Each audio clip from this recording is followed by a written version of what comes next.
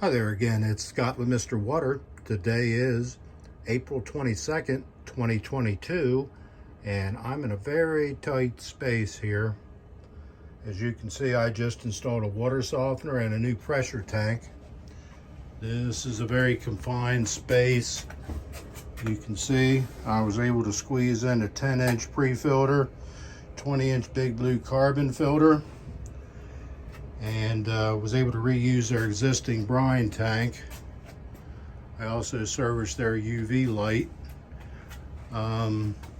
These people have hard water, a little bit of iron, nothing major. And the old water softener was 20 plus years old. They just decided to get another one. So this will do a much better job for them, be good on salt, and give them the quality water they deserve. See you in the next video.